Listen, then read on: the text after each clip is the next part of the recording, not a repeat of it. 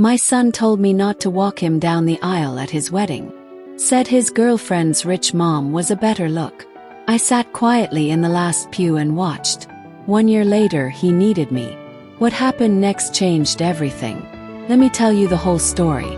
First, thank you for watching Granny's Voice. Your support means the world to us.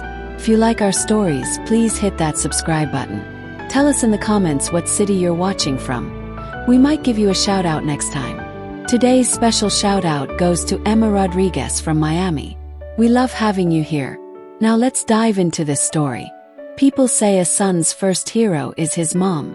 I believed that for 30 years. After his dad left when Tommy was just 5, it was me and him against the world. I was 28, scared, standing in our empty apartment with boxes everywhere, and a little boy asking why daddy wasn't coming home. I made a promise that day. You'll never wonder if someone loves you. Not while I'm here. For 25 years I kept that promise. I didn't spoil him or give him things we couldn't afford. But I showed up to every baseball game, every school play, every scraped knee and broken heart. I packed his lunch every day. I taught him to drive in our old Honda. I helped him build that science project volcano that took over our kitchen table for weeks. He called me Mama until high school. Even when he switched to Mom, I could still see the love in his eyes. But somewhere along the way, that love got mixed up with shame. He started caring more about what things looked like than what they meant. I wasn't poor. I worked hard as a nurse, owned our little house, saved every penny I could. But I wasn't fancy. No designer clothes, no country club, no networking parties. Just a woman who worked night shifts and read him bedtime stories. The change started when he got serious with Jessica, his girlfriend. First time I met her, she looked me up and down like I was something stuck to her shoe. Tommy didn't say anything when she made that face. That should have been my first warning. The second warning came at her parents' house for dinner. They had a mansion with marble floors and paintings that cost more than my car. That night, Tommy barely talked to me. He was too busy trying to fit in with her family and their rich friends. When he introduced me, he said, "This is my mom, Linda. She works in healthcare." Healthcare. Like I was embarrassed to be a nurse. But nothing prepared me for what came next. We were sitting in my kitchen on a Sunday morning. I was making pancakes like I did every weekend when he was little. He was drinking coffee and looking nervous. "Mom," he said suddenly, "I need to talk to you about the wedding." "Sure, honey," I said, flipping a pancake. "What about it?" He looked down at his hands. "Well, Jessica and I were talking. We think it would look better if her mom walked me down the aisle instead." I almost dropped the spatula. "What do you mean, better?" "Just, her family is paying for everything. A lot of important people will be there. Business people. Her mom knows how to handle these things." I turned off the stove and looked at him. Really looked at him. "So after raising you by myself for 25 years, I'm not good enough to walk you down the aisle because I don't have money?" "That's not what I meant," he mumbled. "Then what did you mean?" "Yes." He couldn't look at me. "Just one day, Mom. Just one moment." "No," I said quietly. "It's the moment. It's the moment you tell the world who matters to you. And you just told me it's not me." "Mom, you're being dramatic." "Am I?" "Yes." "Then explain it to me. Make me understand how the woman who raised you isn't fit to stand beside you on your wedding day." He got up from the table. "Why can't you just be happy for me?" "I'm happy for you," I said. "But I'm also hurt. And disappointed. You're choosing image over love. You're picking what looks good over what is good." He grabbed his jacket. "I knew you'd make this about you." "I'm not making it about me," I said. "You made it about me when you decided I wasn't good enough." He left without another word. That afternoon, I went to my bedroom and opened the shoebox under my bed. Inside was every penny I'd saved for his wedding. 3 years of extra shifts, skipped dinners out, old shoes instead of new ones. $15,000. I took that money and opened a savings account just for me. When the wedding day came, I didn't fight it. I put on my best dress, the navy blue one I wore to graduations and church. I did my hair nice and drove to the fancy venue they'd chosen. I sat in the very last row, alone, watching my son get walked down the aisle by a woman in a $1,000 dress who barely knew him. People whispered and pointed. They wondered who I was and why I was sitting so far back. I didn't care. I watched Jessica's mom hold my son's arm like she'd earned the right. I watched my boy smile at cameras instead of looking for me in the crowd. My heart broke that day, but I didn't cry. Not there. After the ceremony, people took pictures. I wasn't invited into any of them. I stood by myself near the parking lot just watching. Tommy found me before I could leave. He walked over in his fancy tuxedo, looking uncomfortable. "Mom," he said, "thanks for coming." "Of course I came," I told him. "You're my son." He shifted his weight.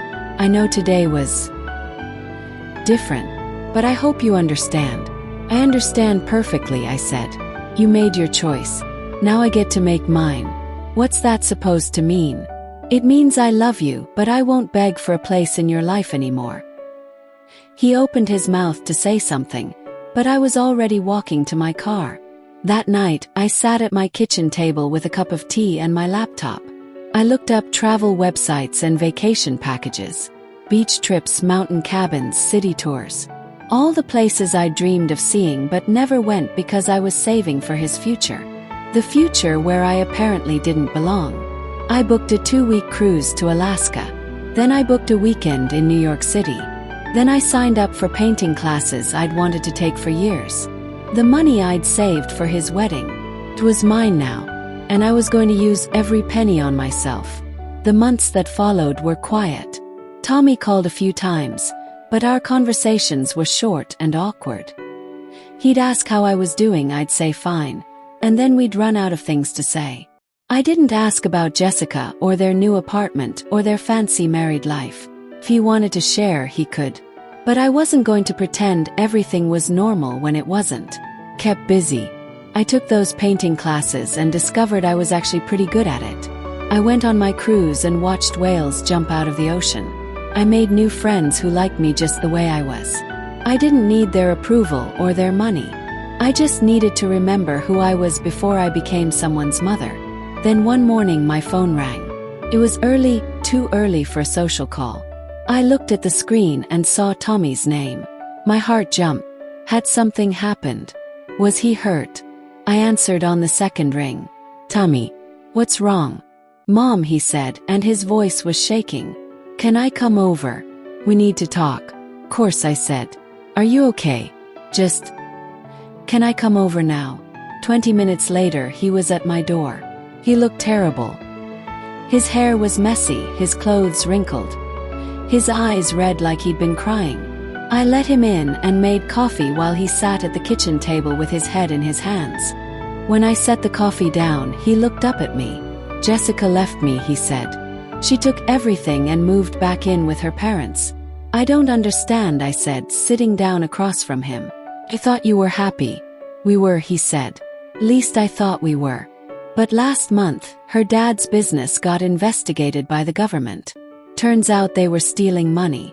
Jessica's whole family might go to jail." The second that happened, her friends stopped calling. The fancy parties stopped. The money dried up. And Jessica, she blamed me. She said I wasn't successful enough to take care of her without her family's help. She said I was just a disappointment. She called me a failure, Mom. Said she wasted her time on someone who would never amount to anything. Then she packed her bags and left. Took the wedding gifts, the furniture, even the car that was in both our names. I'm living in a studio apartment now, sleeping on an air mattress. I lost my job too. Her dad had gotten me hired at his company, and when the investigation started, they fired everyone connected to the family. I don't have anyone left. I looked at my son, really looked at him. The fancy clothes were gone. The confident smile was gone. He looked like the scared little boy who used to crawl into my bed during thunderstorms. "I'm sorry that happened to you," I said quietly. "Sounds really hard." He nodded, wiping his nose with his sleeve. "I know I don't deserve to ask, but could I maybe stay here for a while? Just until I get back on my feet?" I thought about it for a long minute. My house was quiet now, peaceful. I'd built a life that was just mine, without drama or disappointment. Letting him back in would change that. It would mean risking my heart again with someone who'd already broken it once. But looking at him sitting there, broken and alone, I saw something I hadn't seen in years. I saw someone who was finally learning what really mattered. "You can stay," I said, "but we need to have some rules." He looked up hopefully. "Anything, Mom. I'll do anything." "First," I said, "this isn't permanent. You'll help with groceries and housework while you look for a job. Second, you'll treat me with respect, not like I'm something to be ashamed of. And third, you'll go to counseling. You need to figure out why you thought I wasn't good enough, because that hurt me more than you know." He nodded quickly. "Yes, absolutely. Whatever you want." "I don't want whatever I want," I said. "I want you to want it too. I want you to understand that love isn't about money or status. It's about showing up. It's about being there when things get hard." That first week was awkward. We were like strangers living in the same house. He slept in his old room, but everything was different now. The baseball trophies and school pictures seemed to belong to a different person. We were both trying to figure out how to be around each other again. But slowly things started to change. He got a job at a hardware store. Not glamorous but honest work. He helped me paint the kitchen and fix the leaky faucet I'd been ignoring for months.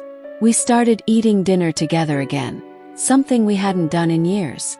One evening, we were washing dishes together when he said something that surprised me. "You know what I missed most about home?" I looked at him. "What?" "Your pancakes," he said with a small smile. "Jessica never wanted to eat breakfast together. Said it was too many carbs or something. But I remembered how we used to sit at this table every Sunday morning, and you'd make shapes with the pancakes. Hearts and stars, and once you tried to make a dinosaur." I laughed despite myself. That dinosaur looked more like a blob. "It was perfect," he said quietly. "Everything about those mornings was perfect, and I didn't appreciate it then." The counseling helped. He started talking about how he'd felt embarrassed of our simple life when he saw what Jessica's family had. How he'd convinced himself that having more money would make him more worthy of love. How he'd been so focused on impressing people who didn't really care about him that he'd hurt the one person who did. It wasn't easy to hear, but it was necessary. We both had to face the truth about what had happened and why. I had to admit that I'd been angry. Not just hurt, but truly angry. And he had to admit that he'd been ashamed of me. Those were hard conversations, but they were honest ones. 3 months after he moved back in, Tommy came home from work with a strange look on his face. He sat down at the kitchen table and pulled out his phone. "Mom," he said, "I need to show you something." He opened up social media and showed me Jessica's profile. She was posting pictures from some tropical vacation with a new guy. Designer clothes, expensive restaurants, the same kind of show-off posts she'd always made. But in the comments, people were asking where she got the money for the trip. Someone had posted an article about her dad's trial. Her whole family's assets had been frozen by the government. The vacation photos were fake, borrowed clothes. Restaurant photos from the internet. "She's pretending," Tommy said quietly. "Even now, she's still pretending." He put his phone away and looked at me. I could have been doing that too. Living a fake life, pretending to be someone I'm not, all to impress people who don't matter. I almost threw away the only real thing I had. I reached across the table and took his hand. "But you didn't," I said. "You came home." That took courage. He squeezed my hand. "I'm sorry, Mom. For all of it. For being ashamed of you, for choosing appearances over love, for hurting you. You deserved so much better from me." "I know," I said simply. "But I also know you're not that person anymore." That weekend, we did something we hadn't done in years. We went to the park where I used to take him when he was little. The same park where he'd learned to ride his bike and where we'd fed the ducks every Saturday morning. We sat on our old bench and watched families play together. Kids running around while their parents cheered them on. It reminded me of simpler times, when all Tommy needed was a push on the swing and a hug when he fell down. "I've been thinking," he said as we watched the sunset. "About what?" "About the wedding. About that day." He took a deep breath. "I wish I could do it over. I wish I had asked you to walk me down the aisle like I should have." I looked at him sideways. But you can't do it over. That's the thing about choices. They're permanent. I know, he said. But if I ever get married again, if I ever find someone who loves me for who I really am, not what I can pretend to be, would you walk me down the aisle then? Smiled. In my old dress from the discount store? In your beautiful old dress, he said firmly. And I'd be proud to have you there. Not because you look like everyone else, but because you're my mom. Because you're the person who taught me right from wrong, even when I forgot the lessons for a while. 6 months later, Tommy moved into his own apartment. Not a fancy place, just a simple one-bedroom near his job. He'd saved enough money for a deposit and first month's rent. I helped him move in, brought him some dishes and towels and a plant for his windowsill. It wasn't much, but it was his. Earned honestly, with no one's help but his own hard work. The night after he moved out, I sat in my quiet house and realized something. I wasn't lonely. I wasn't sad. I was proud. Proud of him for learning to stand on his own feet. Proud of myself for holding firm when it mattered. Sometimes the best gift you can give someone is the chance to find their way back to who they're supposed to be. These days, Tommy calls me every Sunday morning. Not because he needs anything, but because he wants to talk. He tells me about his job, his new friends, the woman he's been dating who works at the library. She sounds nice, kind and smart and real. The kind of person who would love him for who he is, not what he has. He asks about my painting classes and my book club and my plans for the weekend. We're building something new together. Not the same relationship we had when he was a child, but something better. Something based on mutual respect and honest love. Last month, he brought his girlfriend Sarah to meet me. She was nervous, fidgeting with her purse strap and asking if she could help with anything. I made my famous spaghetti and meatballs.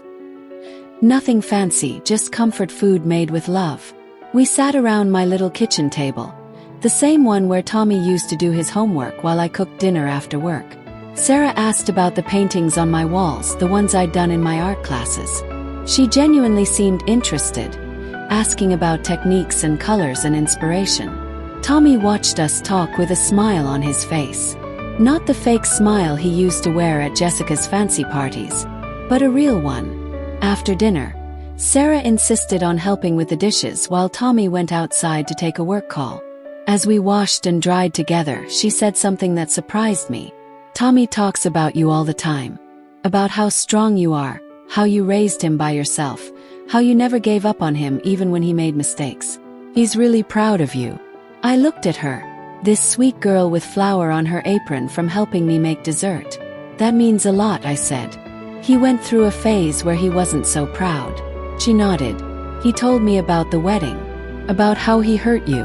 He regrets it every day. But he said it taught him what really matters. That having someone who loves you unconditionally is worth more than all the money in the world. When they left that night, Tommy hugged me tight at the door. Thank you, Mom, he whispered. For what? For not giving up on me. For letting me come home when I had nowhere else to go. For teaching me that real love doesn't depend on how much money you have or what other people think. For being exactly who you are and never apologizing for it. I hugged him back, breathing in the familiar smell of his cologne mixed with the scent of home. That's what moms do, I said. We love you through the mess until you find your way back to yourself. And I meant it. Every word. 3 weeks ago, Tommy called me on a Tuesday evening. He sounded excited, like he had good news to share. Mom, he said, I have something to ask you. Sarah and I are talking about getting engaged. Nothing's happened yet, but when it does, when we plan the wedding, would you walk me down the aisle? My heart swelled up with so much happiness I thought it might burst. Course I would, I said. I would be honored. Good, he said, and I could hear the smile in his voice. Because I can't imagine anyone else doing it. You're the one who made me who I am. The good parts, anyway. You deserve to be right there beside me when I start the next chapter of my life. This time will be different, I know it will. This time, when I walk him down the aisle, it won't be about what looks good to other people. It won't be about impressing anyone or putting on a show. It will be about a son honoring his mother and a mother celebrating her son's happiness.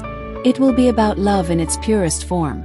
The kind that forgives, the kind that endures, the kind that says, "I'll be here no matter what."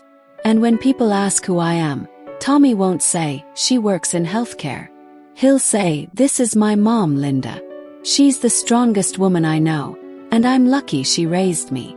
Looking back now, I'm grateful for that painful day at his first wedding. Not because I enjoyed being hurt, but because it taught us both something important. It taught Tommy that real love can't be bought or traded or upgraded. And it taught me that sometimes you have to let people walk away from you so they can find their way back. Sometimes the most loving thing you can do is hold your ground and wait for them to realize what they've lost. Sometimes standing firm in your worth is the greatest gift you can give someone, even if they don't appreciate it right away. The money I saved for his first wedding, I spent every penny on myself, and I don't regret it for a second. I took that cruise to Alaska and saw glaciers that had been there for thousands of years. I went to New York and saw Broadway shows and ate pizza from street vendors. I took painting classes and discovered I had talent I never knew existed. I learned that I was more than just someone's mother. I was a whole person with dreams and interests and value all on my own. When you stop waiting for other people to validate your worth, you start to see yourself clearly for the first time. Now when people ask me about that time when Tommy chose someone else to walk him down the aisle, I don't feel bitter anymore. Feel proud. Proud that I stood up for myself. Proud that I didn't beg or plead or compromise my dignity. Proud that I showed him what self-respect looks like. And mostly I feel proud of him. For having the courage to admit he was wrong. For doing the hard work to understand why he made that choice. For choosing love over appearances in the end. For becoming the man I always knew he could be. These days, our relationship is stronger than it's ever been. Not because we pretend the hurt never happened, but because we work through it together. We talk about hard things now. We're honest about our feelings. We don't just love each other, we like each other. We choose to spend time together not out of obligation, but because we genuinely enjoy each other's company. That's something money can't buy and status can't fake. That's real love, the kind that lasts through everything life throws at you. Last Sunday, Tommy came over for our usual pancake breakfast. But this time he brought Sarah with him. As I mixed the batter, he told her stories about our Sunday morning tradition. How I used to make pancakes in different shapes. How we'd read the funny papers together. How those quiet mornings were his favorite part of the whole week. Sarah listened with genuine interest, asking questions and laughing at his stories. When I set down a plate of heart-shaped pancakes in front of her, she smiled like I'd given her something precious. "These are perfect," she said. "I can see why Tommy loves them so much." After breakfast, as we all sat around the table drinking coffee and talking about their plans for the week, I looked at Tommy and saw something I hadn't seen in years. I saw contentment. Not the fake happiness he'd tried to project when he was with Jessica, but real peace. The kind that comes from being accepted exactly as you are. The kind that comes from loving someone who loves you back without conditions or requirements. The kind that comes from knowing your home. And watching him with Sarah, seeing how gentle he was with her and how she looked at him like he was everything she'd ever wanted, I knew he'd finally learned the lesson I'd been trying to teach him his whole life. Love isn't about what you can provide or how you look on paper. Love is about showing up.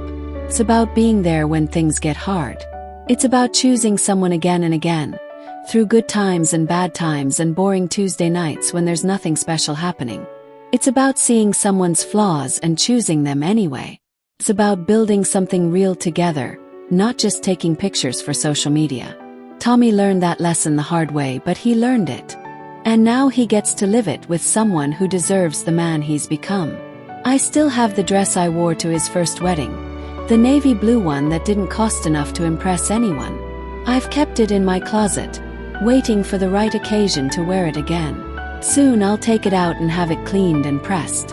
I'll put it on again, but this time it will mean something completely different. This time it will represent victory. Not the victory of being chosen over someone else, but the victory of standing firm in my worth until someone else recognized it too. The victory of loving someone enough to let them go and find their way back. The victory of being exactly who I am and never apologizing for it. When I walked Tommy down the aisle this time, I won't be thinking about the people watching or what they might whisper about. I won't be thinking about whether my dress is expensive enough or my shoes are shiny enough. I'll be thinking about the little boy who used to hold my hand crossing the street. I'll be thinking about the young man who called me every day from college just to hear my voice. I'll be thinking about the son who came home broken and let me help put him back together. I'll be thinking about love in all its forms. The love that disciplines, the love that forgives, the love that endures. And when the officiant asks who gives this man to be married, I'll say proudly, his mother does. Not because I own him or because I'm losing him, but because I helped make him into someone worthy of real love. Because I taught him right from wrong and he finally learned the difference. Because after all these years and all these mistakes and all this hurt, we found our way back to each other. We found our way back to love. And that's worth more than any amount of money or status or approval from people who don't really matter. The best revenge isn't getting even. It's living well. It's standing firm in your worth and waiting for others to recognize it. It's choosing self-respect over being chosen by someone who doesn't value you. It's loving someone enough to let them make their own mistakes and learn their own lessons. Sometimes the people we love most have to lose us to understand what they had. Sometimes they have to choose other people to realize we were the right choice all along. Sometimes they have to fall down to remember who taught them how to get back up. My son learned that lesson. It took a year of being married to someone who only loved his potential, not his reality. It took losing everything he thought mattered to remember what actually did matter. It took swallowing his pride and asking for help to understand that pride had been keeping him from love all along. But he learned it, and now he gets to live it. And I get to walk him down the aisle again. This time to someone who deserves him.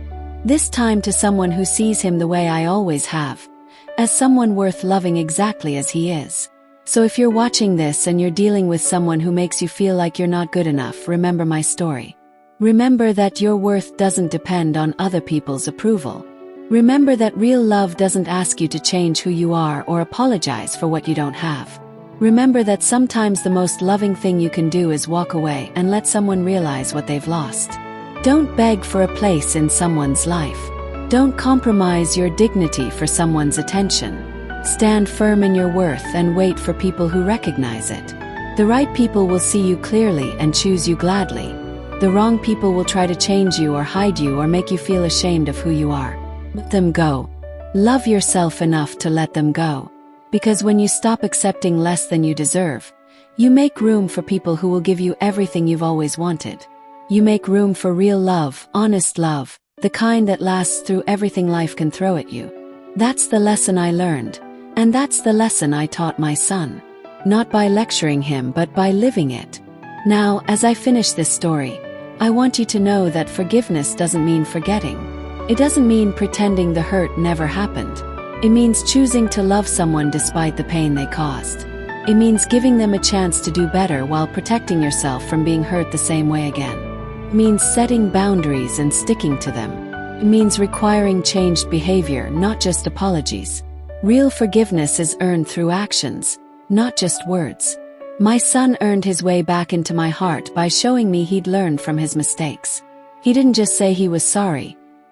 He became someone different, someone better, someone who valued love over appearances and relationships over reputation. Someone who understood that the people who love you when you have nothing are the people worth keeping when you have everything. That's the person he is now. And that's the person Sarah fell in love with. Not the fake version of himself he used to present to the world, but the real him. The him I raised. The him I always believed he could be again.